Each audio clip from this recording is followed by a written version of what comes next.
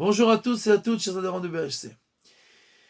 Le Sefer Hasidim écrit qu'il est très important pour chaque juif d'avoir une mélodie qu'il chante tout le temps et qu'il est tout le temps entraîné par cette mélodie, puisque la musique est une des choses qui approche le plus l'homme d'Akadosh Baruch Hu. Et il est bien connu que le Baba Sali faisait souvent des grands repas, ou pour les tzadikim, ou en l'honneur des tzadikim, ou pour des yeshuot, pour faire des délivrances à certaines personnes. Et un jour, un chacham était là-bas, un sage, et pendant des heures, le repas continuait, et les gens chantaient, et Baba Saleh chantait, et à la fin du repas, le Rav n'a pas pu s'empêcher de poser la question. Il est écrit dans les maximes de nos pères que deux personnes qui sont ensemble et qui mangent et qu'il n'y a pas de divrei Torah, qu'on ne dit pas des paroles de Torah dans cette table, alors, chas v'shalom, c'est pas comme il doit être. Baba Saleh lui répond, écoute, nous on fait ce que Dieu veut que l'on fasse. Il dit, ça veut dire quoi, on fait ce que Dieu... Il dit, qu'est-ce que l'on dit dans la tfila? Bocher beshire zimra, que Dieu choisit les louanges et les mélodies. C'est ça que Dieu veut. Donc c'est pas moins que les divrei Torah.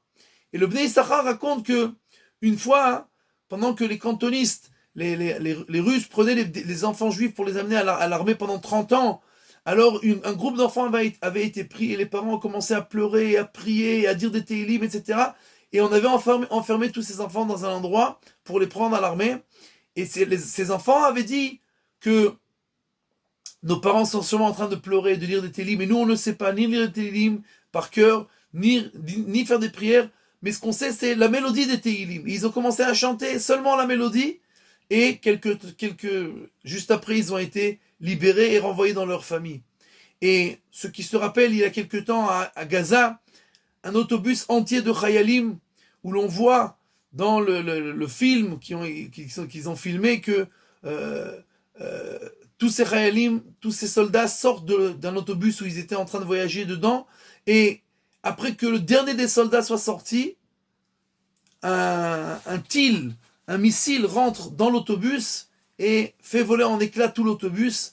Et chas v'shalom, si les Chayalim étaient encore dedans, on aurait eu une grande catastrophe. Mais jusqu'à que le dernier des Chayalim soit sorti, ils ont tous été sauvés, pas une égratignure.